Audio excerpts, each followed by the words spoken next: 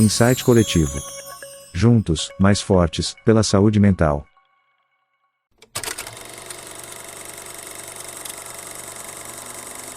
Então, gente, sejam bem-vindos a mais um encontro do Insight Coletivo, aqui hoje, com uma temática que eu acho relevante, atual, importante, pela demanda mesmo, assim. Eu estava até comentando há pouco aqui no off, que, assim, diariamente tem surgido a demanda de pessoas com essa questão do TDAH como uma condição, né? Nos consultórios e adultos, muitos adultos. Eu não atendo crianças, eu atendo pessoas a partir dos 16 anos de idade e eu recebo diariamente pessoas com 20, com 22, com 23, com 24, com 30, com 40, né, com 45 anos, com 50 anos e até com mais de 60 anos, que hoje identificam esses sintomas e acreditam que tem TDAH. Identificam porque a mídia fala muito hoje sobre isso, existem várias páginas nas redes sociais que falam sobre isso, existem pessoas dedicadas, né, a discutir essa temática no Instagram, enfim, nas redes sociais, então as pessoas acabam se identificando com aqueles sintomas e acabam trazendo aquilo para a vida e vão atrás, vão buscar se de fato isso faz sentido, se isso de fato é um diagnóstico, e isso tem realmente sido uma demanda constante nos consultórios. E eu resolvi trazer essa discussão para cá, como uma roda de conversa, justamente porque eu queria também ouvir de outros profissionais de saúde que estão aqui, se isso tem acontecido no consultório de vocês e como é que isso acontece. Fico muito feliz que tem bastante gente hoje para a gente poder fazer essa discussão, tá? Lembrando que o Insight Coletivo ele é mantido por um financiamento, né? Um financiamento coletivo, lá no Catarse. A gente tem cada vez crescido mais esse perfil e essa proposta. Nossa proposta básica é compartilhar conhecimento mesmo, compartilhar discussão, né? Discussão específica em temas relacionados à saúde mental para a nossa melhor prática, né? Tanto dos profissionais de saúde que estão no grupo, quanto pessoas interessadas no tema, né? A gente tem não só profissionais de saúde, tem outras pessoas interessadas no tema, às vezes pessoas que convivem com algum tipo de transtorno mental, algum tipo de condição que gera sofrimento, às vezes familiares, né? Mas na sua maioria pessoas profissionais da saúde que estão aqui nessa discussão. E tem sido muito felizes esses encontros, né? Sido muito felizes. Semana passada a gente teve uma discussão super interessante sobre a questão do cannabis, os possíveis usos do cannabis na psiquiatria. A doutora Mariana Muniz foi brilhante na apresentação dela. Está lá gravado no YouTube. Quem não viu ainda, sugiro que veja, porque foi, de fato, a melhor aula que eu já vi até hoje sobre o cannabis. Ela tem muita experiência, ela é mestranda aqui do Instituto de Neurociência, e ela tem muita experiência, ela trabalha com isso já há muitos anos, é psiquiatra e tem vamos dizer assim, esse olhar muito voltado para a saúde mental. Então, vale a pena ir lá dar uma conferida nesse encontro da semana passada, tá bom, gente? Então, eu vou fazer uma exposiçãozinha aqui, a título de introdução, para dar uma esquentada no tema, tá? E aí depois a gente abre para discussão, tá? Porque aí com certeza, eu tenho certeza que eu vou suscitar aqui muitas questões e eu vou tentar ser o mais breve possível para a gente ter tempo aqui para conversar, tá bom? Então, deixa eu só compartilhar aqui minha tela, rapidamente. Então, a ideia é a gente conversar um pouquinho sobre déficit de atenção e hiperatividade, que é uma condição considerada neuropsiquiátrica, né? Porque vamos dizer que é um transtorno considerado um transtorno do neurodesenvolvimento, afeta pré-escolares, crianças, adolescentes e adultos em todo o mundo. O transtorno de déficit de atenção e hiperatividade, ele aparece quanto condição desde o DSM, se eu não me engano, DSM-4, né? E agora no DSM-5, a gente tem uma classificação, vamos dizer assim, com alguns nuances a mais, que eu vou mostrar um pouquinho mais na frente para vocês. Já no início do século XX, há descrições na literatura do que se chamava de síndrome hiperativa, né, de crianças que tinham distúrbios de comportamento, eram crianças hiperativas, aceleradas, e já existem registros de descrições nesse sentido. Na década de 60, se chamava crianças com quadros de hiperatividade, crianças muito inquietas, com distúrbios de comportamento, acreditava-se que essas crianças elas teriam lesões cerebrais mínimas. Por que acreditava-se nisso? Porque os exames que eram possíveis na época, o eletroencefalograma, por exemplo, eles não tinham alterações. Essas crianças não tinham alterações, mas como elas expressavam um distúrbio de comportamento, os médicos na época acreditavam que tratava-se possivelmente de uma lesão cerebral mínima, que não aparecia em exame, não aparecia em raio-x, então eles acreditavam que existia uma lesão cerebral, mas que era mínima e não aparecia, por isso que aquelas crianças tinham distúrbio de comportamento. Então, era isso que se acreditava na época. Estima-se que 7 a 8% das crianças tenham esse diagnóstico, essa condição, isso é um dado de prevalência. 4% da população em geral, né, em média. Em pais e irmãos é até 8 vezes mais frequente, então fala-se que a hereditariedade em relação ao transtorno de déficit de atenção e hiperatividade é de 50%, tá? Ou seja, há uma probabilidade muito grande de um filho de pai ou mãe portador de transtorno de déficit de atenção e hiperatividade ser portador também. Claro que aí vai variar, mas existem aí uma série de variáveis envolvidas nisso. Em crianças, 75% de herdabilidade, né? Ou seja, essa possibilidade de desenvolver a doença. Esse é um quadro de um psicofarmacologista, né? Na psiquiatria a gente conhece muito, porque ele tem um livro muito famoso de psicofarmacologia, o Stephen Stahl, é um livro muito famoso e muito utilizado na psicofarmacologia, e então ele é muito conhecido, né? E alguém que é sempre referenciado. E o Stahl, ele é muito conhecido não só porque tem muitas publicações nesse sentido, mas porque ele consegue ser muito didático na questão da psicofarmacologia.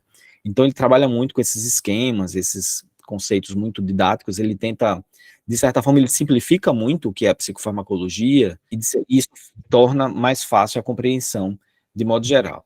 E aí ele fala o seguinte, que o transtorno de déficit de atenção e hiperatividade está relacionado à disfunção de córtex pré-frontal com 3 principais eixos de sintoma, que seria desatenção, hiperatividade e ou impulsividade. Tá, que está colocado aqui embaixo. E dependendo da região do córtex pré-frontal envolvido, né, que aí a gente tem uma divisãozinha aí de córtex pré-frontal motor, orbitofrontal, dorso lateral, enfim, isso acho que não é muito importante para a gente aqui, mas dependendo da área envolvida nessa disfunção de dopamina, aí você vai ter mais sintomas hiperativos, mais sintomas de impulsividade, mais atenção seletiva, enfim. Então você vai ter aí alterações de sintoma de acordo com a região envolvendo aí nesse sentido. Então, o que se entende é que essa regulação de dopamina em córtex pré-frontal, essa regulação, ela significaria um tônus de dopamina em córtex pré-frontal suficiente, esse tônus suficiente para você ter uma condição de uma cognição mais adequada. Obviamente, isso é conceitual, isso é simplista, tá, gente? Isso é conceitual, isso é simplista, mas é só para a gente ter um referencial de entendimento. Claro que não é só isso, tá? Mas só para a gente ter um referencial de entendimento. E aí, ele fala que precisa-se ter um tônus adequado para que você tenha uma modulação adequada nesse córtex pré-frontal de dopamina, e isso favoreça, vamos dizer assim, favoreça essa cognição de maneira mais adequada e as funções executivas. Os distúrbios que podem surgir dessa disfunção de córtex pré-frontal podem significar mais impulsividade, hiperatividade, né, disfunção de manutenção da atenção, problemas da atenção seletiva, e isso pode provocar, numa segunda instância, alterações de comportamento.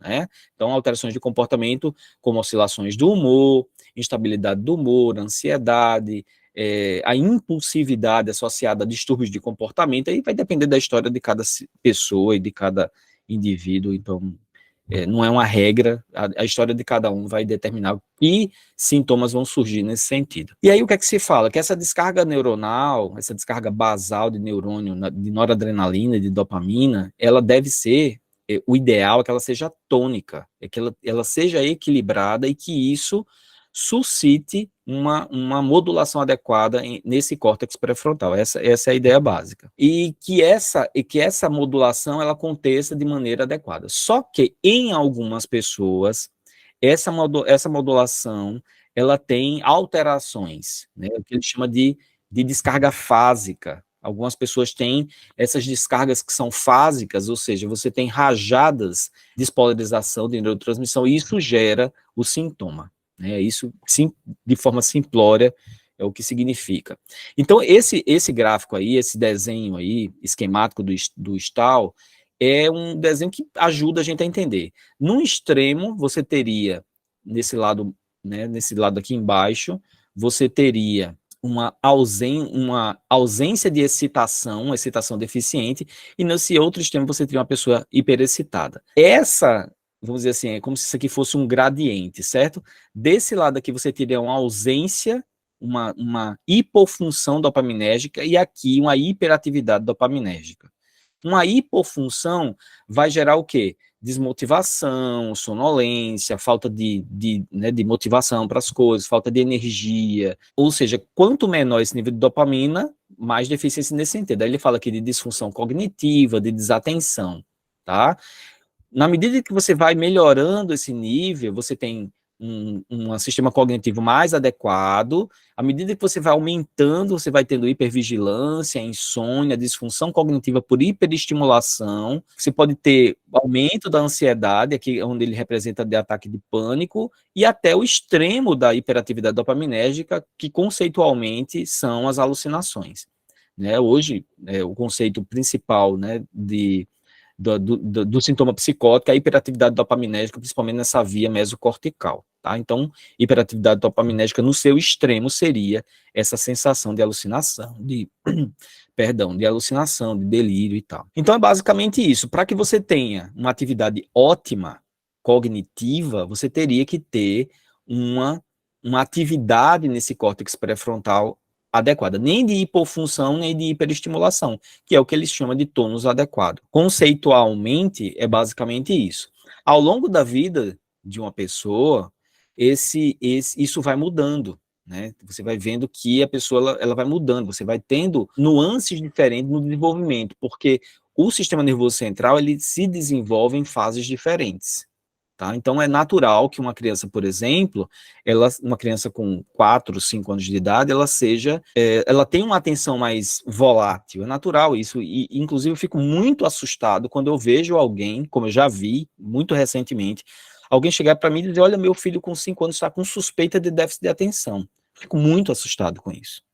Fico muito assustado porque eu acho que a gente está chegando num ponto muito perigoso, né? Uma criança com 5 anos de idade, é muito difícil de você fazer um diagnóstico como esse. E é muito improvável que você consiga confirmar um diagnóstico como esse. Acho que a gente está chegando num extremo muito perigoso. E é por isso, inclusive, que nessa maturidade neuronal do córtex, né, de córtex, de sistema nervoso central, que o sintoma, inclusive, da doença, do transtorno de déficit de atenção e hiperatividade muda. Veja esse gráfico que ele representa bem isso, né, que, por exemplo, a impulsividade e hiperatividade ela é muito mais comum na idade pré-escolar. Ela é muito mais comum antes da adolescência, né, porque nessa fase da vida, a regulação, né, das emoções, das habilidades, né, sociais, ela é muito menor. Então, naturalmente, a criança pode ser mais impulsiva, pode ser mais hiperativa.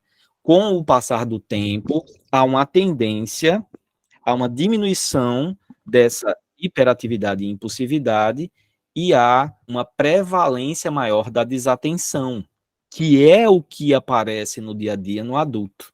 E é o que aparece, por exemplo, no dia a dia no consultório. As pessoas que me buscam hoje, muito preocupadas se tem transtorno de déficit de atenção e hiperatividade, buscam por causa da desatenção, né? E essa é a primeira mensagem que eu quero que a gente, é a primeira questão que eu quero que a gente discuta hoje aqui. Desatenção é sinônimo de TDAH, né? Isso é uma coisa que a gente precisa realmente discutir hoje aqui. E aí a gente tem hoje um problema nessa questão diagnóstica, porque eu acho que muito precipitadamente pessoas estão sendo diagnosticadas como portadores de déficit de atenção e hiperatividade, quando na verdade a gente precisa ter um cuidado diagnóstico, que eu acho que, assim, eu vou mostrar para vocês basicamente o que a gente faz, e que eu acho que é uma boa prática diagnóstica. Primeiro, fazer uma história clínica, a gente precisa ter história clínica, a gente precisa entender o que aconteceu. É uma doença do neurodesenvolvimento, então não tem como fazer um diagnóstico de TDAH sem eu fazer uma história clínica, sem eu entender como foi o neurodesenvolvimento dessa pessoa, como foi o parto, como foi o nascimento, como foi a primeira infância, a segunda infância, quais foram as doenças comuns dessa fase, se essa pessoa teve alguma dificuldade no desenvolvimento. Isso é tão óbvio, né, a gente falar isso, gente, é tão óbvio, mas na prática não é o que a gente vê. Na prática não é o que eu tenho visto acontecer. O que eu tenho visto acontecer são diagnósticos que não levam em consideração isso. Então, é algo que a gente precisa ter muito cuidado. Exames laboratoriais, quando necessários, não é que exame laboratorial faça diagnóstico de TDAH, mas os exames laboratoriais, eles podem ser necessários para diagnóstico diferencial, tanto, né, nas fases menores de idade, quanto no adulto. Então, a gente precisa ter exame laboratorial para fazer diagnóstico diferencial, porque existem outras condições que podem levar à desatenção. Então, a gente precisa fazer esse diagnóstico diferencial e os exames laboratoriais podem ser úteis. Exames de imagem, quando necessários, também para diagnóstico diferencial. Os exames de imagem não fazem diagnóstico de transtorno de déficit de atenção. E eletroencefalograma também, da mesma forma. Não faz diagnóstico, ele serve para diagnóstico diferencial. E em algumas circunstâncias a gente precisa solicitar, tá? Porque a gente vai fazer diagnóstico diferencial, por exemplo, com crise de ausência, tá? Então, tem coisa que a gente precisa levar em consideração. E a psicopatologia básica de todo santo dia, né? Que a psicopatologia é a ciência que estuda a manifestação dos sintomas, né? Num olhar fenomenológico, a gente olha para esses sintomas de forma fenomenológica, mas eles têm razão de ser, e é baseado nesses sintomas que a gente pode conseguir ter um direcionamento diagnóstico e fazer esse diagnóstico diferencial. Essa aqui é a lista dos sintomas da classificação diagnóstica, esse daí é do DSM-5. A classificação diagnóstica, ela nos auxilia a entender se existe ou não aí um transtorno de déficit de atenção, mas, gente, o que me preocupa, e aí, muito nessa condição, é que hoje os diagnósticos eles estão sendo feitos checando essa lista. Isso é o que me preocupa. Tá? E quando eu falo para vocês que, por exemplo, aquela história clínica ela não é levada em consideração, muitas vezes eu já vi uma pessoa que faz esse checklist de sintomas aí, entende que é positiva a condição do TDAH e inicia o tratamento. E muitas vezes o tratamento medicamentoso. Então, isso me preocupa, né? Porque, de fato, eu acho que o diagnóstico ele vai muito além disso. E não pode ser só um checklist de sintomas, como nesse sentido, que aí, o que é que o DSM fala? Que se eu tenho pelo menos 5 desses sintomas presentes, eu posso estar diante sim do TDAH, mas a gente não tem como ficar preso a isso, então isso me preocupa de fato. Uma característica do DSM, então ele divide, né, na parte de desatenção e hiperatividade, então você pode ter um tipo mais desatento, ou um tipo mais hiperativo, ou uma condição vamos dizer assim, mista, combinada, que esse foi um diferencial, inclusive, do DSM-5, ele trouxe essa possibilidade de você usar esse especificador, dizer se é um tipo mais desatento, se ele é mais hiperativo, se ele é combinado, ou ainda se ele é leve, moderado ou grave, que isso aí foi um especificador um subtipo e um especificador que o DSM trouxe como possibilidade, tá? Eu vou pular, isso aqui não interessa muito, não. Essa é uma escala de triagem, que nos ajuda a também na prática, mas essa escala de triagem, não se engane, ela é um checklist daquele DSM, tá? Foi uma escala originalmente pensada e publicada pela Organização Mundial de Saúde, é uma escala que leva em consideração, ela foi testada, ela foi validada, ela foi traduzida para o português, tá? Então, é uma escala válida. Ela nos ajuda a fazer triagem. Inclusive, esses questionários que tem na internet, na sua maioria, são baseados nessa escala. E ela nos ajuda a fazer triagem, mas ela não faz diagnóstico. Ela ajuda você a, de forma concreta, pontuar sintoma e dizer, olha, isso aqui realmente pode ser um transtorno de déficit de atenção e hiperatividade, vamos investigar, tá? Então, a ASR 18 é hoje a escala mais utilizada com esse propósito de fazer triagem. Existem escalas diagnósticas, né, que já vão entrar para uma parte de avaliação, são escalas mais específicas, que têm, inclusive, uma quantidade muito maior de itens, né, a ser investigados, a exemplo aí da CRSR e a ESQ, que são duas escalas bem validadas, bem documentadas, e escalas que já foram, inclusive, traduzidas para o português e são utilizadas como itens né, dentro de avaliações. A outra possibilidade que é uma possibilidade que normalmente eu solicito para os pacientes de modo geral, né, são as avaliações neuropsicológicas, porque são avaliações que fazem uma avaliação mais abrangente quando a gente vence todas essas outras etapas. A gente faz o diagnóstico diferencial, a gente consegue avaliar a questão de exame de imagem, eletro, exames de sangue, se for necessário, a gente faz esses descartes. A avaliação neuropsicológica é uma testagem que nos auxilia. Isso aqui é um modelo, enfim, foi uma das avaliações que eu tinha lá e que eu trouxe só para mostrar para vocês os testes que são utilizados de modo geral. Clarice, que é neuropsicóloga, está aí no grupo, depois ela pode até falar um pouquinho para a gente. São as testagens utilizadas, são vários testes, os neuropsicólogos é da especialidade, né, eles é restrito para psicologia, eles fazem essa testagem e nos apresentam quanto relatório, né, e aí a gente consegue ter uma noção na testagem do que, onde está o comprometimento, se existe um problema na atenção, se existe um problema na aprendizagem, se existe um problema na memória, então a gente vai conseguindo entender cada aspecto desse, e a gente vai conseguindo, e eu acho que a avaliação ela é interessante porque ela complementa muito a avaliação, sabe? Ela complementa muito a avaliação, elas conseguem nos ajudar, tanto do ponto de vista diagnóstico, a avaliação não faz diagnóstico, mas ela consegue nos ajudar do ponto de vista diagnóstico, e ela consegue nos ajudar do ponto de vista terapêutico, porque a vulnerabilidade apresentada, ela consegue, né, mostrar direitinho, a gente consegue buscar esse processo. Esse artigo é um artigo que discute as comorbidades relacionadas a esses transtornos cognitivos, né, que mimetizam, às vezes, a questão do TDAH. Né? Então, ele mostra aí a questão, por exemplo, da depressão, da ansiedade, da fobia social, né, das alterações cognitivas. Então, essas comorbidades, muitas vezes, elas estão associadas e, às vezes, elas mimetizam o transtorno de déficit de atenção, e é algo que a gente precisa ficar atento em relação a isso, tá?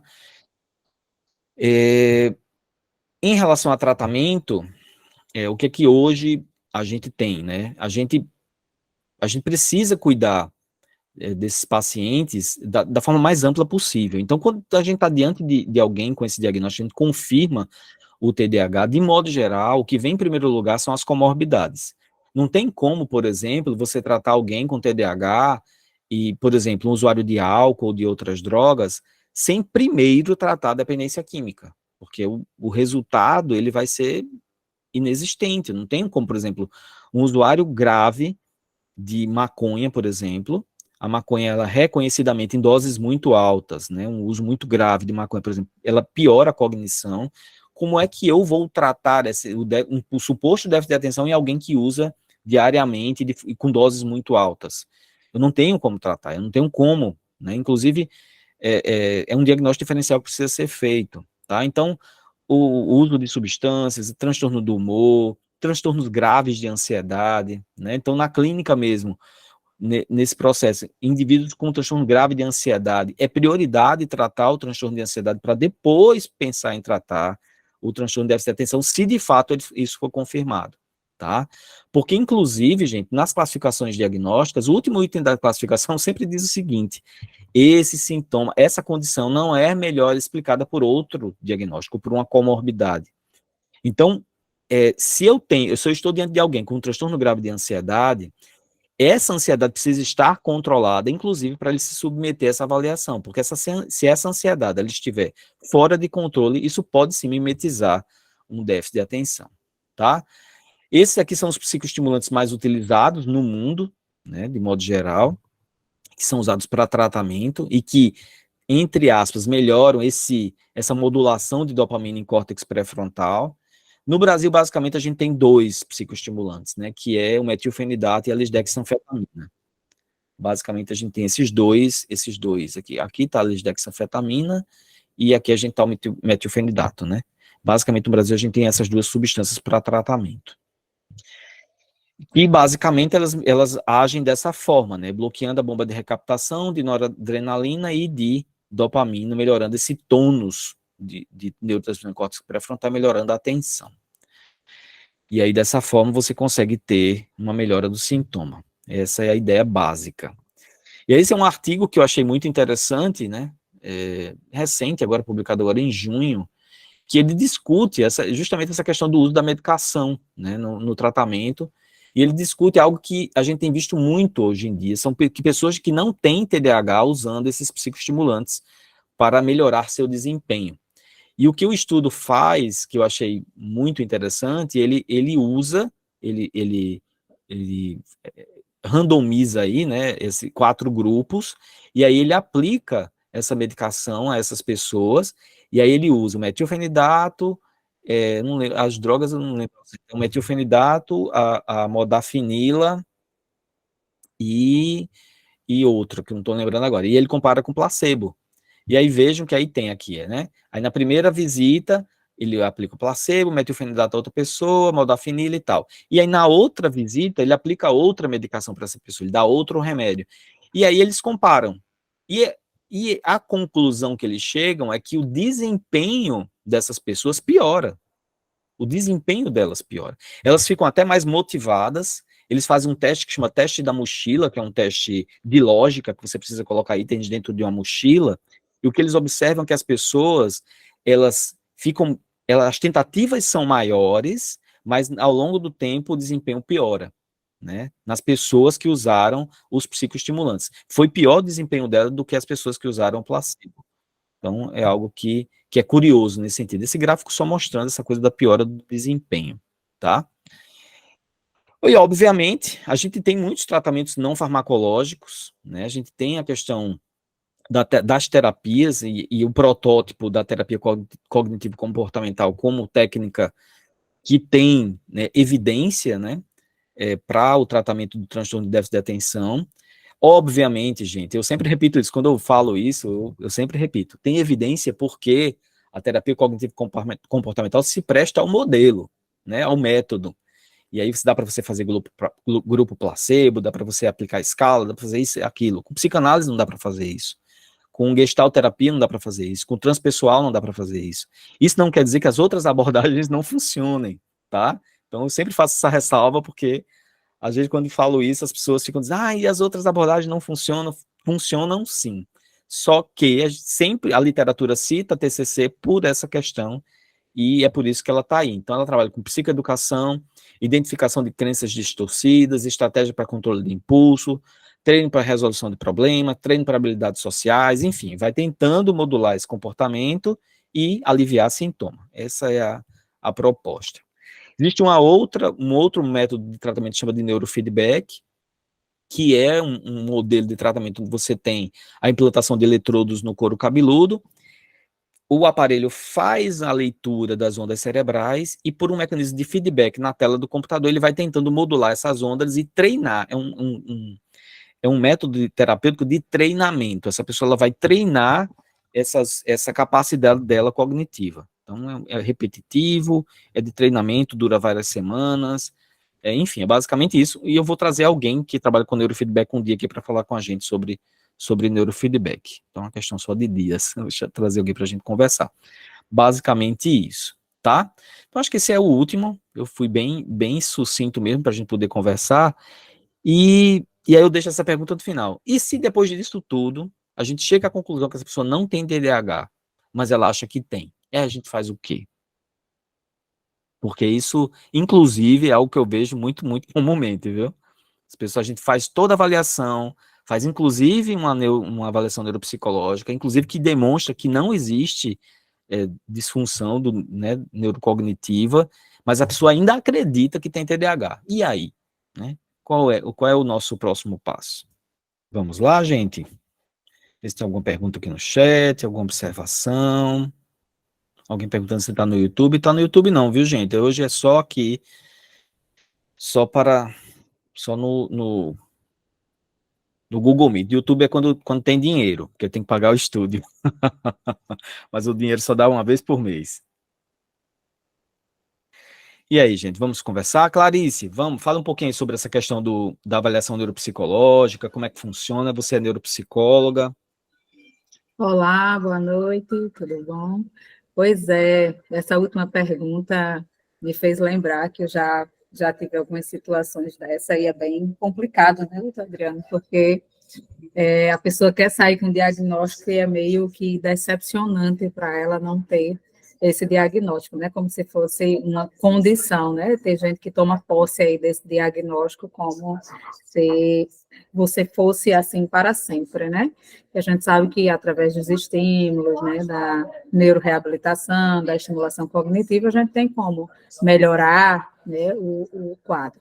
Eu peguei uma paciente uma vez que era muito mais sintomas de ansiedade, o quadro cognitivo dela estava todo preservado, não tinha problema nem em memória, nem em função executiva, nem na atenção, né? E, assim, isso faz muito tempo, né? Era ainda o DSM-4, mas agora com o DSM-5 ficou até melhor, né? Por causa dessa diferenciação, principalmente agora o TR, que melhorou um pouquinho mais, né? Agora em 2023, mas é complicado. E o que o senhor falou sobre o ser hereditário, né, genético, a gente vê muito, como eu atendo na avaliação, eu atendo toda a faixa etária, né, criança, adolescente e adulto, a gente percebe, inclusive na anamnese, alguns traços de um dos pais, né, ou o pai ou a mãe, quando já vem com a indicação do filho. E no caso de adulto, eu já peguei adulto que estava fazendo a avaliação com outro profissional do filho e veio para avaliação porque, quando foi diagnosticado o filho, percebeu que tinha muitos sintomas parecidos. E o que é que acontece hoje? Como é um transtorno do neurodesenvolvimento, né, a gente acha que só pode ser diagnosticado na infância, mas muitas vezes aquele paciente ele não chegou a ter uma dificuldade muito grande, né, a nível cognitivo, que desse a ele a impressão dele ter alguma dificuldade. Por exemplo, às vezes tem um paciente uma pessoa que estudou em escola pública, né, que a gente sabe que o nível educacional não é tão bom. Então, assim, passava por média, não tinha dificuldade em aprendizado, que é uma das coisas que a gente percebe muito na infância, principalmente quando é o predominantemente desatento, né? Quando é o hiperativo, é o que o senhor falou, né? Com 5 anos de idade já quer o diagnóstico. E, inclusive, uma das escalas que o senhor colocou aí, só que o senhor colocou a parte de adulto, que é o VAIS, né? O VISC, em criança, a gente só pode aplicar a partir dos 7 anos. Então, a gente pede sempre para esperar, e se for feita a avaliação, geralmente a gente pede uma reavaliação depois de 1 ano, né? Faz as estimulações. Uma coisa positiva que eu vejo, doutor Adriano, dentro do consultório, é que os pais muitas vezes não querem a medicação, eles querem as estimulações mesmo, né, cognitivas, muito por causa das reações, né, que a gente sabe que tem, principalmente na criança. A gente vê que o pai pede muito quando é hiperatividade. Então, assim, eles tendem a pedir socorro quase, pedindo alguma coisa que pare a criança. A comorbidade também é muito presente, né, tanto no adulto quanto na criança. Na criança a gente vê muito associada ao TOD, né, que é o transtorno opositor desafiador, ou até mesmo o próprio autismo, o próprio TEA. Acho que o senhor deve até ver essas comorbidades. Há profissionais que acham que o TDAH é comorbidade do TEA e outros, né, o contrário, que o TEA é comorbidade do TDAH ou vice-versa.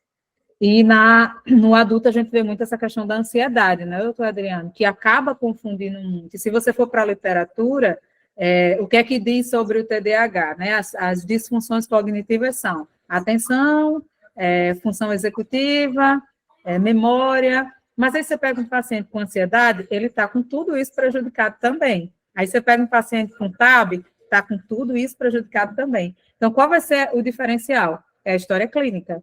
Então, assim, inclusive até adultos que eu atendo, eu prefiro falar com os pais, para me saber, porque eles não vão saber ao certo a primeira infância, principalmente, né? Então, os pais vão saber me dizer mais precisamente o que aconteceu na primeira infância, para que a gente tenha algum relato significativo também para ser colocado no laudo. Né? E a gente sabe que o diagnóstico do TDAH ele é clínico, né? Então, o que o senhor falou de ver muitos colegas dando diagnóstico só com base DSM, acaba sendo complicado por causa do tratamento, como o senhor colocou aí, sobre as medicações, que vai atrapalhar, de certo modo, algo que seria para ajudar e vai atrapalhar. E a gente caiu muito também, não sei se o senhor concorda, o pessoal, no modismo, né, dos psicoestimulantes, para concurso, para estudo. Então, hoje toma remédio para dormir e toma remédio para acordar, porque eu preciso estar produtiva, eu preciso estar ativa, eu preciso fazer, né, mais coisas do que eu posso fazer. Então, às vezes, a medicação é mais nesse sentido do que o próprio TDAH, né? Exatamente. Isso que você falou da ansiedade é muito, muito, muito forte, né? Tem um estudo que eu vi essa semana, que foi publicado no Jornal Americano de Psiquiatria, que eles estudaram, é um estudo de coorte prospectivo, estudaram pessoas a partir de 10 anos até 25 anos de idade, e eles foram fazendo testagens ao longo desse período, né? Foram fazendo testagens e fecharam, e aí, nesse período, né, e a partir nesse ponto inicial, ninguém tinha, entre aspas, diagnóstico de TDAH. E eles foram fazendo testagens ao longo do tempo, e ao final do período dos 25 anos, né, dos 10 aos 25 anos, acho que em torno de 20% tinha testagem positiva, entre aspas, para TDAH. E aí o que é interessante, quando eles fizeram as testagens de comorbidades, essa prevalência diminuiu para 3,3%. Né? Quer dizer, a ansiedade, os transtornos de ansiedade, os transtornos depressivos, eles podem sim mimetizar esse sintoma, e a gente precisa ter muito cuidado com isso. Né? E aí entra nessa questão da pessoa ficar nessa coisa de, não, mas eu tenho TDAH e não consegui compreender isso de forma mais ampla. A gente precisa ter cuidado nesse sentido. Mas eu queria ouvir mais pessoas. Alguém gostaria de contribuir mais com a discussão? Fiquem à vontade, gente. Abra o microfone. Ana Augusta. Oi. Eu estava anotando umas coisas aqui que eu achei bem interessante. Uma coisa que você falou que eu acho muito importante é olhar a história clínica, né? Eu tive um paciente que ele é adulto, né? E ele disse, não, mas quando eu era criança eu tinha déficit de atenção, eu tinha dificuldade de aprendizagem. Eu falei, mas como? Você fez uma graduação, ele é um músico, ele é um excelente... hoje, né, ele é um excelente cantor de música lírica, ele conseguiu, né, se desenvolver profissionalmente, e aí eu estava discutindo com ele, eu disse, olha, nos estudos do trauma, a gente vê que uma criança que está passando por uma situação difícil, ele não vai conseguir estar lá atento àquela aula se ele está pensando em tudo que está acontecendo na vida dele, né? Então, é difícil mesmo para uma criança. Então, às vezes, há muita confusão de déficit de atenção ou dificuldade, problema cognitivo, quando não se olha para o que está acontecendo na história dessa criança. Então, acho que isso realmente é muito importante. Uma outra coisa é que a gente está vivendo um tempo em que a gente é sobrecarregado de informação, né? A gente abre você abre o WhatsApp, então tem 5 pessoas conversando com a gente. Então, a gente está vivendo uma superestimulação do sistema nervoso, né? E às vezes a gente está no WhatsApp, tem uma tela aqui com outra notícia. Então, como é que a gente pode estar hiperfocado, conseguir se concentrar, se a gente está o tempo todo hiperativado?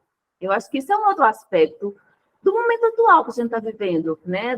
Das tecnologias que vieram ajudar muito a vida da gente, mas também estão trazendo, tem um ônus e um bônus, né? E outra coisa, você mostrou um gráfico, né, que tem 2 extremos, né? Não lembro o que é que estava no extremo e no outro. E nos estudos de trauma, se fala que o trauma leva você a poder ficar simpático, tônico ou parasimpático, né? Então, mais uma vez eu penso, a gente tem que levar em consideração a história. O que aconteceu na vida dessa pessoa para que ela possa ter desenvolvido essa forma de estar no mundo, né? Então, acho que tudo isso tem que ser levado em conta, né? Realmente, a história clínica, a história desse sujeito, não pode deixar de ser levado em consideração para não ficar simplesmente dando diagnósticos, porque eu acho que hoje em dia as pessoas, você já falou na outra discussão, é a necessidade de enquadrar as pessoas numa caixinha, né? E de ser funcional, né, Ana Augusta? Extremamente funcional, né? Isso, exatamente, exatamente. Né? E tem muito a ver mesmo com... Enfim, são os sinais dos tempos modernos. Você tem que ser funcional porque você precisa produzir porque você precisa gerar capital, você precisa, né? Enfim, Apresentar basicamente resultados, né? apresentar resultados, é isso. Guilherme. Opa, deixa eu tirar a mãozinha aqui. Primeiro, obrigado aí, cara, pela aula que você deu aí. Eu imagino o esforço que você fez para reduzir, né? Mas ainda assim ficou, pô, muito claro e muito, acho muito importante, né, para a gente entender um pouco melhor de uma coisa que você ouve falar a cada 5 minutos, né? Eu vou falar aqui e queria ouvir de vocês e já deixo explícita a minha ignorância aqui, né? Eu não trabalho com coisa clínica, eu sou neurocientista, mas só com coisa cognitiva, com um estudo, eu estudo os transtornos por o prazer de estudar o cérebro, mas eu não é minha praia. Então, a probabilidade de eu falar uma merda é bastante grande. Então, é uma dúvida mesmo, assim, porque o que vem me preocupando eu acho que é mesmo são duas coisas, na verdade, né? O excesso de diagnóstico, que eu, de fora, olhando pesquisa, sem nenhuma coisa prática, sem nenhum contato real com quem tem TDAH ou diz ter TDAH, as pesquisas cada vez mais têm apontado por um excesso de diagnóstico, né? Tenho até uma pesquisa aqui do Brasil, feita por Paulo Matos, que é um psiquiatra lá do IDOR, onde eu estou fazendo pós-doc, e ele mostrou lá que, desculpa, eu estou muito gripado, foi mal, que tem um excesso, ele, pelo menos em 2 pesquisas que ele analisou com estudantes de universidade, e o excesso de diagnóstico era coisa de 50%, assim. Sei lá, se a galera, se a universidade, ou sei lá, for mostrava que tinha 12% de estudantes, quando eu ia ver, tinha entre 3% ou 6%. Então, tinha um excesso de diagnóstico muito grande.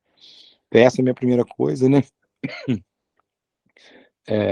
Que eu acho que você já deu a dica aí, que eu já vou para a segunda questão, né?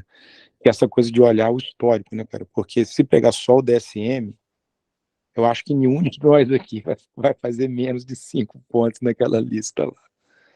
Né? Justamente porque é o que a Ana acabou de dizer, né? A loucura que está tudo, excesso de informação, excesso de coisa, né? E você fica ali, então você cai no mínimo. Eu já caí no mínimo em 7 daqueles ali. E eu tenho certeza que eu não tenho TDAH. E aí vai para a minha segunda questão, que eu acho que vocês têm muita competência para falar isso mais do que a minha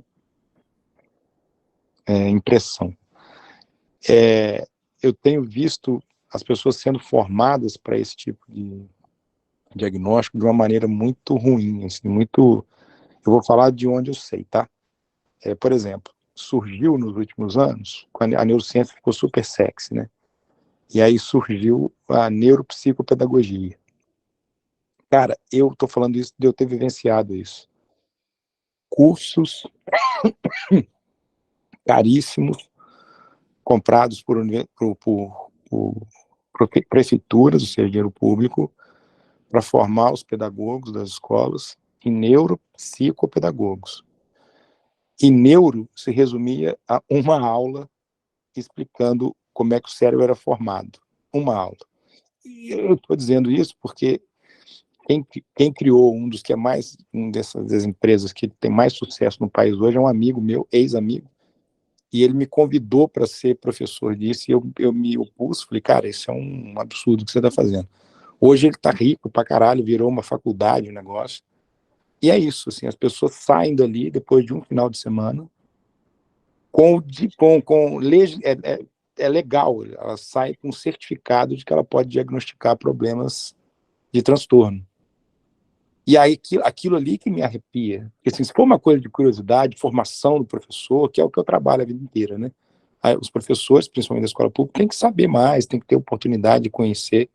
Mas você dá uma certificação que o cara é capaz de diagnosticar, é meio complicado, né? Ou eu estou sendo muito cri-cri? Não, cara, eu acho que é extremamente preocupante, sim. Eu acho que a questão, Guilherme, assim, de fato tem um excesso de diagnóstico, isso está claro, está posto, tanto é, eu vejo o interesse, né, tantas pessoas hoje aqui, querendo, escutando aqui a gente falar, porque está generalizado isso. E eu acho que vai ter que haver, eu acho que vai ter que haver um posicionamento dos órgãos oficiais, sabe? Assim, porque veja a gravidade. É tão generalizado, é tão grave isso, Guilherme, que tem faltado medicação reiteradamente. Os remédios que tratam o TDAH têm faltado no mercado. Que loucura, cara, eu não sabia disso. Reiteradamente. A cada 2 meses falta remédio. Falta remédio, a gente não encontra, os pacientes ficam enlouquecidos. Os que precisam de verdade ficam enlouquecidos, sem medicação, porque, cara, é um negócio muito grave. E o que é que a indústria farmacêutica faz? Né? Eles têm criado estratégias para aumentar as vendas. O que eles fazem? Eles criam cópia deles mesmos, por exemplo, é uma das estratégias que eles usam. Eles, para poder importar mais matéria-prima, o cara tem uma marca e aí ele cria uma cópia da marca dele, que aí ele pode importar em dobro. Né? Ou seja, a indústria farmacêutica quer vender, os caras estão lá para vender. Então, quanto mais diagnóstico e quanto mais gente achar que tem TDAH, mais gente vai tomar remédio. Então, a gente vai ter que ter um movimento, e aí as universidades, nós, quanto formadores de opinião, a gente vai precisar começar a entender, mostrar às pessoas que a coisa não é assim. Né? E aos poucos a gente vai ter que fazendo. Eu acho que é uma questão de tempo para isso acontecer, porque está chegando no extremo. Como eu estava falando para vocês aqui, você chega a dizer que uma criança com 5 anos tem TDAH e você começa a bater no martelo, eu já começo a me preocupar, que vão achar que um menino com 2 anos tem TDAH, sabe? Então, assim, é algo que começa a preocupar, é algo que a gente precisa realmente discutir, né? A gente já tem evidência, você estava falando aí do Paulo, eu conheço o trabalho dele, um pesquisador, realmente, ele trabalha mesmo, mexe mesmo com essa questão do TDAH já há um tempo, inclusive. Tem estudos fora do Brasil também demonstrando mesmo, né, que tem um excesso de diagnóstico e que a coisa está complicada. E, inclusive, questionando, né, porque essa questão do diagnóstico no adulto, o TDAH surgindo no adulto, provavelmente é algo que precisa ser muito ponderado. Se essa pessoa nunca teve história de TDAH, isso precisa ser muito ponderado. TDAH é uma doença do neurodesenvolvimento, até que se prova o contrário, nada provou isso ainda o contrário em relação a isso. Então, realmente é algo que a gente precisa ter muito cuidado. Outras pessoas levantaram a mão. Deixa eu só fazer um comentário rapidinho. Oi, Guilherme, vai lá.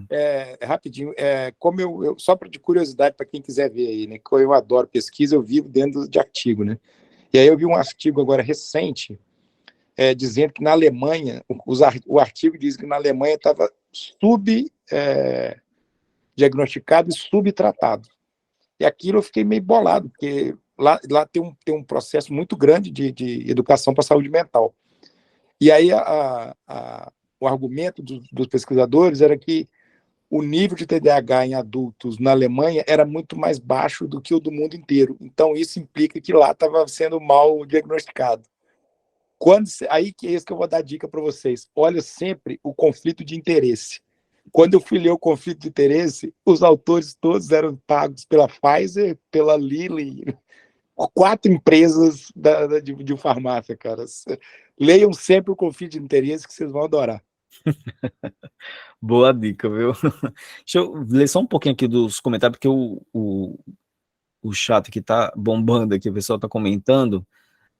A Franci perguntando se gostaria de saber se os psicoestimulantes são utilizados só nos casos do tipo desatento. Não, Franci, os psicoestimulantes são usados na hiperatividade também, né? Enfim, o psicoestimulante ele é usado para equilibrar justamente essa atividade dopaminérgica em córtex pré-frontal. Se tem de mais, ele traz para menos, e se tem de menos, ele traz para mais, ele modula. Essa é a ideia. Karen está comentando aqui a questão que a gente estava falando, da questão do diagnóstico, que a pessoa não aceitar o diagnóstico. Ela está falando aqui que a melhor forma de ganhar a confiança do paciente é explicando para ele o motivo do diagnóstico, a refutação dele. e, ao mesmo tempo, olhar para o mal-estar e para além do diagnóstico. Perfeito, cara, é isso mesmo, né? Olhar para além do diagnóstico, né? O que é que gerou esse mal-estar? E aí talvez esteja a resposta para a questão, né? Ingrid corrobora com essa questão de que são tempos desatentos e hiperativos, quanto tempo em tela aquela pessoa passa, como é o seu contexto do trabalho, vida pessoal, como ela enxerga a vida, são várias questões, né? Exatamente. Aí Tereza coloca aqui, eu quero trazer o outro extremo. Se hoje temos toda uma sobrecarga sensorial, não é possível que muitas pessoas da geração X tenham chegado à idade adulta sem diagnóstico, porque durante a infância delas a inibição do comportamento era muito grande. E a minha segunda provocação, e quando o hiperfoco do indivíduo é justamente aprender. Veja, Tereza, eu não entendi muito bem, depois eu queria que você, se você pudesse abrir o microfone depois, que as pessoas que levantaram a mão aqui, você me explicar o que é essa inibição do comportamento, para eu poder responder essa pergunta. Deixa eu ver o que é que tem mais. Deixa eu abrir aqui os microfones e a gente vai conversando. Vamos lá. Adriana Santos. Boa noite. Boa noite, Eu Adriana. Vou tentar ser sucinta, porque talvez eu tenha de entender, eu também seja assim, porque eu acho assim que como é que surge a ansiedade, né? E essa questão do essa questão dessa déficit de atenção, é, eu não entendi muito bem, porque assim, eu sou assistente social, trabalhei na saúde há muito tempo, agora estou na assistência, mas o que eu vejo é que tem a questão por exemplo, quando a criança não consegue se desenvolver, né, no aprendizado dela, e a questão da energia, né, que é a questão da práticas integrativas, elas falam muito da energia, a questão da criança não conseguir se sentir reprimida, né, isso pode gerar uma ansiedade, pode gerar uma dificuldade de aprendizado, ela pode também ter todas as dificuldades da vida também, que leva a essa dificuldade de aprender, né, de se inserir, né, de se ajustar na sociedade, né, que a sociedade é cheia você tem que se adaptar, né, naquele modelo, né, de sociedade, né, então tudo isso, aí quando chega numa fase que ela precisa competir, né, ela pode passar de ano, ela pode, assim, por exemplo, eu repeti a primeira série, né, e o que me fez repetir, talvez porque eu não tenha feito o jardim, né, pré-escola, então, a questão social, né, influencia muito na questão do aprendizado da pessoa, né, aí a minha questão é o seguinte, essa dificuldade, ela aparece de repente, ou, assim, ou tem a questão realmente social, que influencia, uma coisa está ligada à outra, porque, doutor Adriano, o senhor explicou, mas eu fiquei assim com essa dúvida, porque a ansiedade, para mim, a pessoa não nasce ansiosa, a pessoa desenvolve, né? Aí eu queria que explicasse melhor isso, essa questão, não sei se eu tenho muita questão aí. Entendi. Não, obrigada. De nada, querida, obrigado pela participação. É uma questão complexa, Adriana, veja, a pessoa, o que é que acontece? A pessoa, ela se é algo herdável, a pessoa nasce com a tendência a desenvolver, né? Já que existe essa possibilidade de ser algo hereditário. A pessoa nasce com a tendência a desenvolver sintomas, e ela pode desencadear esse surgimento de sintomas ou não, né? O que se observa é que as pessoas que têm o TDAH, elas vão desenvolvendo isso ao longo da vida. E aí, a pessoa pode ter sintomas leves, moderados ou graves. Quanto mais grave o sintoma, mais cedo ele vai surgir, mais cedo vai ser perceptível o sintoma. Quanto mais leve, mais tardio é possível que esse sintoma surja. Chama-se sintoma tardio quando ele surge depois dos 12 anos de idade. Se ele surgir depois dos 12 anos, já se considera tardio, porque é natural que ele surja antes dos 12, caso essa criança ela tenha sintomas mais moderados, vamos dizer assim, né? Então, isso vai acontecer. Existem fatores que influenciam, como você bem falou, questões sociais, por exemplo, você imagina uma criança mal alimentada, uma criança que não come, uma criança desnutrida, uma criança que teve prejuízo no seu desenvolvimento, no seu neurodesenvolvimento, sabe? É por isso, inclusive, que o TDAH, ele é comórbido em algumas condições de deficiência, vamos dizer assim, de desenvolvimento, tá certo? Clarice estava falando do TEA, no TEA há uma certa comorbidade, por isso que as pessoas confundem, né, Clarice? Porque há uma certa relação, é comum, a comorbidade ela anda junto, ela é mais prevalente em algumas condições. Então você vai encontrar déficit de atenção, por exemplo, no TOD, crianças com TOD, que é o transtorno opositor desafiador, tem uma comorbidade muito frequente com o transtorno de déficit de atenção também. Então, são questões que vão sendo colocadas. Mas eu concordo com você, eu acho que as privações, a fome, e aí não só as privações, eu falo sociais, mas as privações de bens materiais, as crianças que sofrem abuso, né? Tudo isso influencia no desenvolvimento. E se tudo isso influencia no desenvolvimento, pode isso influenciar no neurodesenvolvimento das crianças. Eu acredito que isso tenha influência sim. Cláudia Silva levantou a mão. Olá, boa noite. Na verdade, é uma dúvida que eu tenho. Eu tenho um filho de 14 anos que acabou de ser diagnosticado com TDAH, dislexia e descalculia. E desde muito cedo eu percebia ele com muitas dificuldades na aprendizagem, mas eu sempre falava na escola e a escola nunca se atentou a isso. A escola sempre dizia, mãe, cada criança tem seu tempo e tal, e demorou muito o diagnóstico. Foi preciso ele ser reprovado ano passado, no 8º ano, para isso ficar mais forte em mim, para não puni-lo, vamos dizer assim. Na verdade, eu nunca pensei em puni-lo, porque eu sabia que ele era um filho muito bom, um aluno muito bom, então não era porque ele relaxou ou porque ele fosse mau aluno, é porque tinha algo errado. E aí eu fui atrás de ajuda, né? Fiz os testes com psicopedagogo e fui recentemente no neuro, e acabou que o neuro disse que estava muito completo o relatório dele, e passou uma medicação, e acabou que a gente conversou muito, e eu não tirei todas as dúvidas, e eu queria saber se essa medicação traz efeito colateral. Eu já vi muitos relatos de pessoas que dizem que depois da medicação é um divisor de águas, assim, porque melhora em muitos aspectos.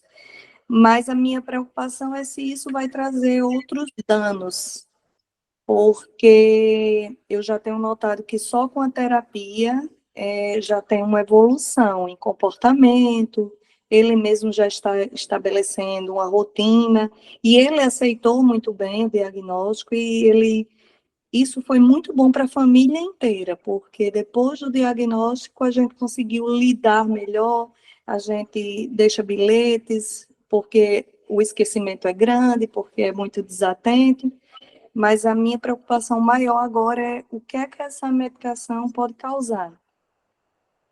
Entendi, Cláudia. Qual é o remédio que ele prescreveu? O Ritalina. Sim, o metilfenidato, né? Isso. Veja, qual a idade mesmo? É 14 anos, né, que você falou? Isso. Entendi. Olha, o metilfenidato, Cláudia, é uma das medicações, inclusive no curso de psicofarmacologia que eu dei o ano passado, foi uma das coisas, assim, na parte de infância, e foi uma revisão que eu fiz, inclusive, na época, e uma das medicações que tem mais evidência de segurança, por incrível que pareça, em criança e adolescente, é o metilfenidato. De tanto que ele é usado, né?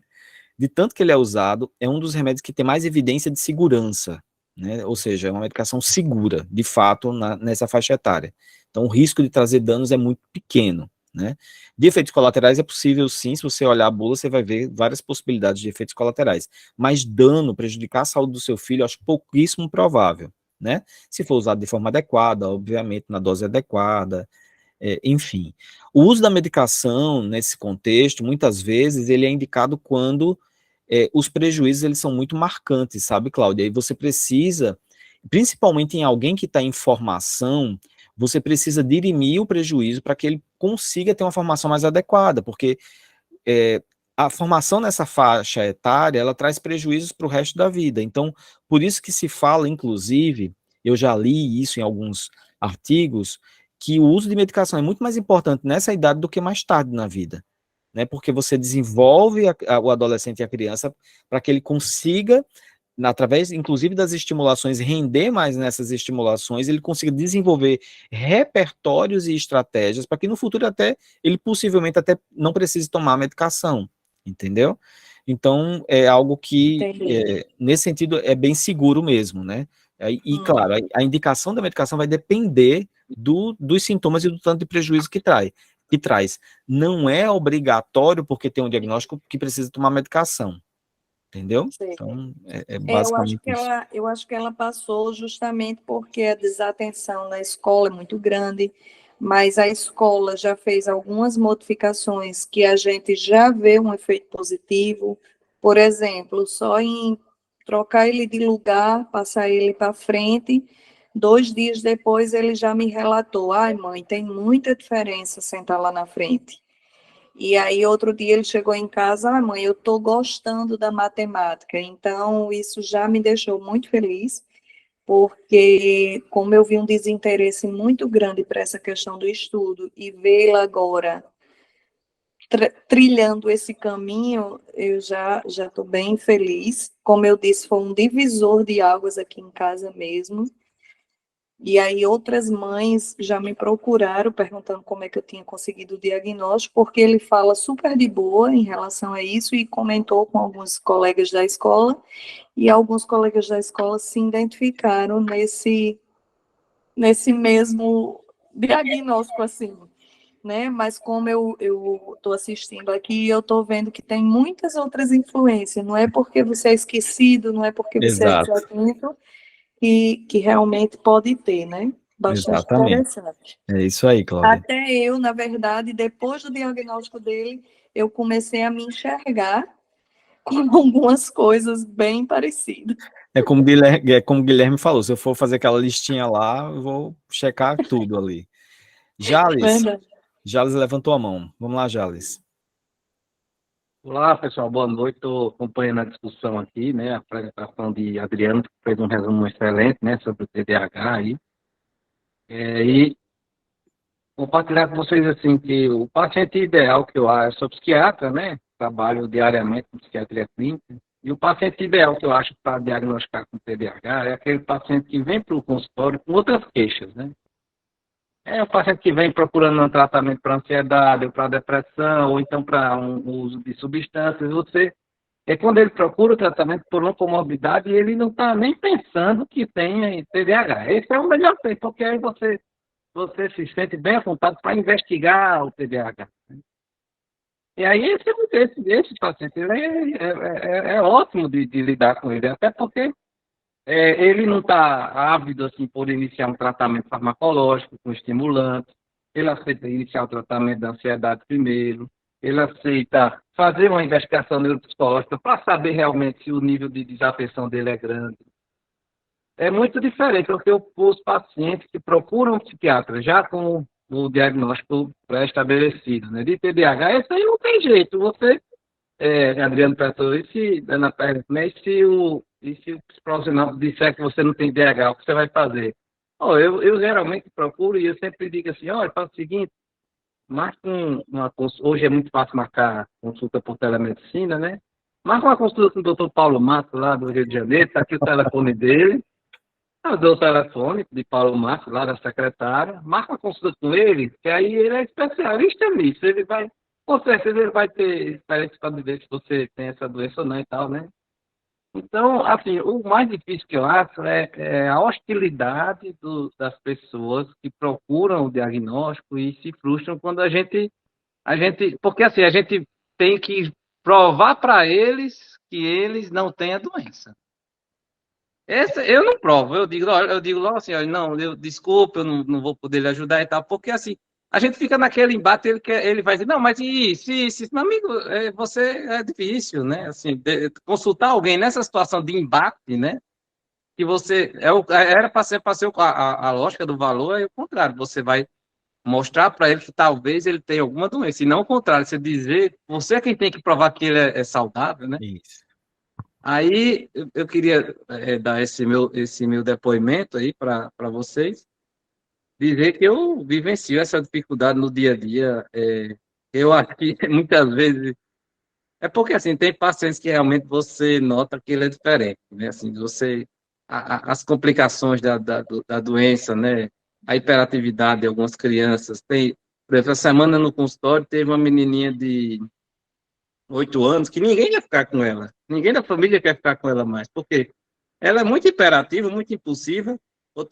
Recentemente colocou o cachorro dentro da geladeira e fechou a geladeira com o cachorro dentro. Aí a mãe vai perguntar, por que você fez isso? Não, eu estava brincando com meu irmão, a gente teve essa ideia, foi lá e fez. Né? Não é nem assim com intuito de maldade, né? É na É um impulsividade impulso, mesmo. né? No impulso mesmo, uma coisa que surgiu na cabeça, foi lá e fez, tal, não sei o quê. Na escola, ninguém mais, quando ela não vai para aula, os professores acham ótimo, porque a professora está escrevendo no quadro, ela vai lá e apaga o que a professora escreveu, né? O que está fazendo no quadro.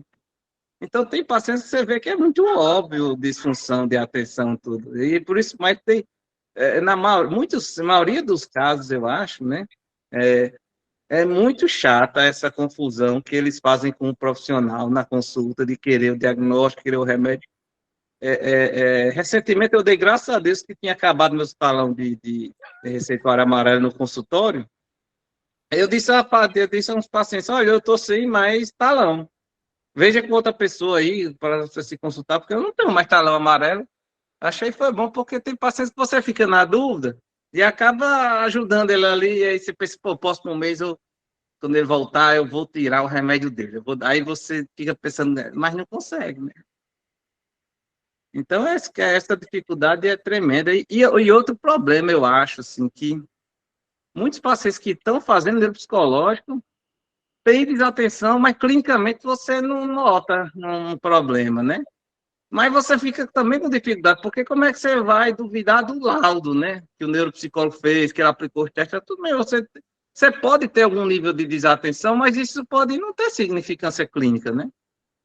Isso não justifica o passo, porque, na verdade, o paciente vai atrás de um remédio, né? Quando vai para o psiquiatra, vai atrás do remédio, né? Ele não quer lá saber se tem diagnóstico, não tem, ele quer o remédio, né? Muitas vezes. Tudo bem. Era isso aí. Obrigado. Valeu, Jales. Você me lembrou, tem um americano chamado Russell Beckley, que ele escreveu um livro chamado Vencendo o TDAH, né? Um livro bem famoso, inclusive. Ele fala uma coisa que eu acho muito curiosa. Logo, acho que nos primeiros capítulos ele fala assim, cuidado para você não justificar os seus fracassos com o diagnóstico do TDAH. Ele fala isso logo no início, para justamente dar esse choque de realidade em quem está ali buscando esse diagnóstico para justificar os fracassos, os insucessos, né? Gente, são 9h16 já. Eu vou. Tem Tereza que levantou a mão, depois tem Clarice, depois a gente vai começar os nossos encerramentos, tá bom? Vamos lá, Tereza. Bom, eu que trouxe essa questão do outro extremo, né? Hoje a gente tem muita sobrecarga sensorial, mas a geração X, que nasceu entre 1960 e 79, tinha todo um controle do comportamento. Em que sentido? A educação, ela era toda regrada. Você tinha posição para sentar na carteira, aprendia por repetição, então você aprendia a ler e escrever assim, a fazer conta assim, tudo era dessa forma. Então eu fico me perguntando como a gente não tem história de crianças com hiperatividade naquele tempo, e se tinha hiperatividade era mais os meninos que as meninas, né? Então as meninas ficavam muito com as coisas no nível de pensamento. Aí eu fico pensando o quanto a gente pode ter de pessoas atualmente, que hoje atualmente são adultas já por volta dos 50, 60 anos, ou um pouquinho mais, que sofrem de ansiedade, mas, na verdade, tem TDAH de base, né? Porque passaram a vida toda se adequando. E a outra coisa que é a minha provocação também é que algumas pessoas elas focam justamente em aprender. Tem pessoas que são as esponjinhas de aprender. Então, eu fiquei pensando nisso, que isso deve dificultar muito o diagnóstico. E também pensei um pouco com essa discussão que o Dr. Jales trouxe, uma pessoa muito querida, por sinal, já trabalhei com ele antes, né, no projeto de pesquisa, sou professora da UFRN. Então, eu fiquei pensando também nessa questão da funcionalidade. Então, quanto essas pessoas que, sei lá, passaram pelo TDAH sem serem diagnosticadas, hoje podem ser pessoas muito funcionais. Sim. Não, Tereza, você tem razão, assim, agora eu só acho que, assim, sempre existiu, sabe, hiperatividade. A diferença é que hoje, por ela ser olhada, assim, a gente vai acolher mais e de fato, a gente está tendo um hiperdiagnóstico, né? E antigamente, os hiperativos eram excluídos, né? As crianças, por exemplo, dentro de uma escola que não se adequavam a esse comportamento, como você fala, tinha que ficar sentado na posição certa, elas eram expulsas. Elas eram expulsas da escola, elas eram excluídas. Ou se o pai tivesse condição, era transferido, né? É para outra, depois vai para outra, depois vai para outra, né? E é assim, então, e eu conheço muitas pessoas dessa época que tinham esse histórico, não conseguiu frequentar a escola, estudou muito pouco, e aí o pai dava um jeito, arranjava um comércio para ele tomar de conta, eu fazia isso, eu fazia aquilo, e às vezes eu vejo, e nessa época as famílias eram maiores, às vezes são 5 irmãos, 6 irmãos e tal, e aí, às vezes é um dos irmãos que a família diz assim, não, fulaninho não conseguiu se formar não, fulaninho é dono de um comércio, ou fulaninho virou um trabalhador, né, sei lá, de um trabalho mais manual, sabe, assim. Então, assim, eu acho que sempre teve, na verdade, né? A diferença é em que contexto isso realmente aconteceu. Mas, assim, tenho várias histórias para contar, inclusive, desse sentido. Agora, outra coisa, você tem razão. Eu já identifiquei, inclusive, bem recentemente, conheci um senhor com 60 e poucos anos, com muitas dificuldades cognitivas mesmo, de funções executivas, que ele, assim, ele carregou isso a vida toda, sabe? Ele carregou isso a vida toda. E quando eu fui fazer a história dele, de fato, ele tinha isso desde a infância. Ele foi uma criança hiperativa, mas é aquela história, né? Ele foi se adequando, se moldando, criando estratégias, funcionando. E aí, nessa idade, com 60 e poucos anos, ele tá meio que esgotado, assim, sabe? Assim, tá, aquela pessoa, ele já tem outros sintomas, ele tem sintoma depressivo, ele tem sintoma de ansiedade, ele tem muitas frustrações por causa dos insucessos e dos fracassos da vida, né? Mas quando eu fui fazer a história dele, ele tem um quadro típico mesmo de TDAH, sabe? Então, a sua leitura é essa mesmo, eu acho que de fato, essas pessoas, elas existem, elas estão aí, né, nesse contexto. Clarice, o microfone está fechado. Desculpa, eu tirei a mãozinha e pensei que era o microfone. Rapidinho, só para finalizar, assim, eu sei que o senhor quer finalizar, o que Tereza falou, né, e o senhor corroborou aí sobre são as estratégias, né, compensatórias que a gente vai criando e vai passando até chegar a uma fase realmente que você já não aguenta mais. E o que o doutor Jales falou, principalmente sobre a avaliação neuropsicológica, hoje que eu percebo é que, às vezes, a avaliação, ela tende a dar um diagnóstico e que não é obrigação, né, do neuropsicólogo, como o senhor colocou no início, né, é ajudar no diagnóstico. A intenção é dizer o que tem preservado e dizer o que tem de conservado. E aí, sim, fazer uma análise, né? Muitas vezes dá para entrar dentro de um possível diagnóstico, sim, e às vezes não. Às vezes a gente precisa pedir uma reavaliação, principalmente no caso de substância, né, uso de substância. Já peguei pacientes no uso da maconha, assim, uma quantidade muito grande, até conversei com o doutor Adriano sobre isso, e assim, se enquadrava no perfil do TDAH, só que aí não foi fechado o diagnóstico, eu pedi uma reavaliação sem o uso da maconha, porque eu não tenho como saber o que o prejuízo é, né, do uso da substância ou o que é realmente do transtorno, né? Então, acho que é o cuidado que tem que existir em todas as especialidades, né? A gente olhar realmente o sujeito, o indivíduo, na sua forma singular, como a Ana Augusta sempre bem coloca, né? São tantos fatores, são tantas coisas, a gente não pode só olhar a sintomatologia, né? Sem olhar o que fez ele chegar até esse momento, né, nessa condição, que é importantíssimo. Tudo bem. Oi, Jales. Assim, Clarice, só uma crítica que eu tenho com relação aos neuropsicológicos é porque, assim, na conclusão de vários laudos que eu recebo, né, há sempre uma sugestão do diagnóstico já, inclusive não só para o TDAH, mas também para autismo, né? Então, isso que eu digo, é a dificuldade que a gente tem como profissional, porque a minha avaliação é até muito mais simples, se você for olhar, muito mais objetivo do que uma neuropsicológica. Então, o paciente ele vai acreditar em quem, no fim das contas? Vai acreditar no laudo que ele quer receber, né? Se é um nível de desatenção, que eu vou dizer, olha, o seu nível de desatenção não justifica um diagnóstico, mas está lá todos os testes e a sugestão da conclusão. Esse paciente tem TDAH, tem autismo, né? É super complicado, né? Eu acho que eu não sei se é ético, né? Deve ser ético, porque vários neuropsicólogos colocam isso nos laudos, né? Mas essa de sugerir um diagnóstico, né? Eu acho muito complicado nesses laudos. Eu queria só falar sobre essa questão assim, assim, autismo, né? Por exemplo, a psicanálise, que eu sou apaixonada, às vezes você vai para o psiquiatra diz, faça TCC, mas se a pessoa quer fazer a psicanálise, né? O paciente. Então, assim, eu acho que talvez o autismo não tenha que ser só trabalhado pelo TCC, mas pode ser trabalhado por outras terapias, né? Pela psicanálise também, né?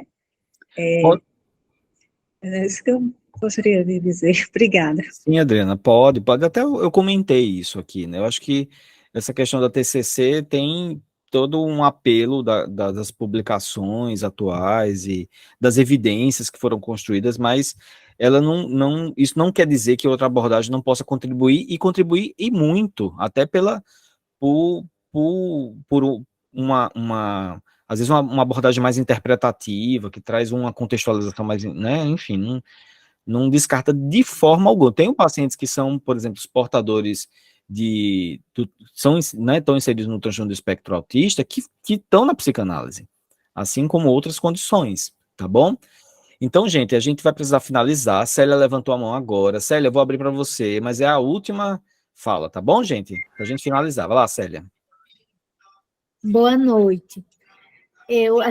Quero agradecer pelo encontro muito bom, muito. Eu estou terminando ainda o curso de psicologia, me formo esse ano, mas quero dizer que foi bem válido esse momento, porque aprendi muito. E também compreendo que a coisa da terapia vai muito do vínculo que você cria com o seu terapeuta, com o seu analista, independente da abordagem, né? Que a gente vai criando esse vínculo e o processo terapêutico vai se desenvolvendo. Que todas contribuem, né? Desde que haja essa identificação. Eu acredito que seja por esse viés. E quero agradecer a partilha de cada um aqui. Bem, Célia, obrigado pela presença, muito Imagina. bom. Quem puder abrir a câmera, abre aí pra gente bater uma foto, gente.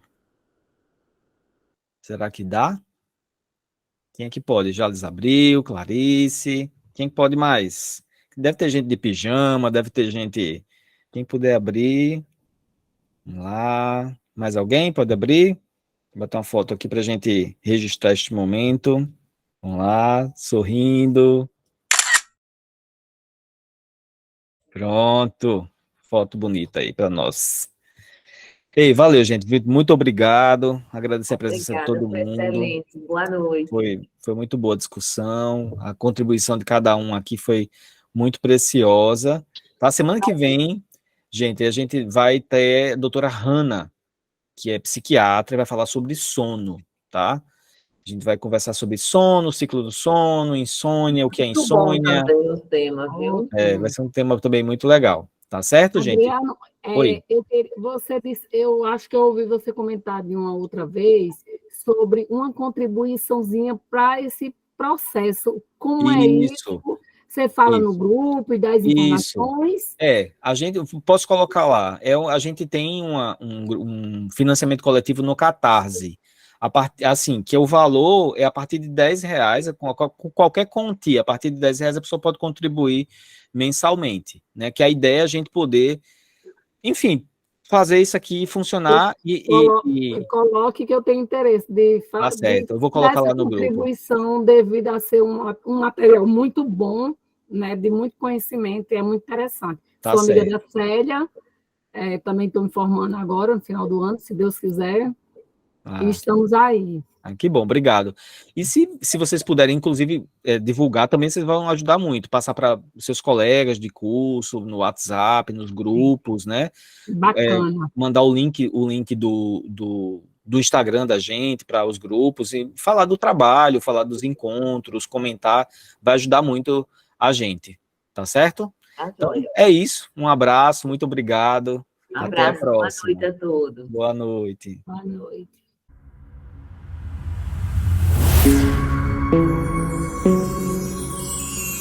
Insight coletivo. Juntos, mais fortes, pela saúde mental.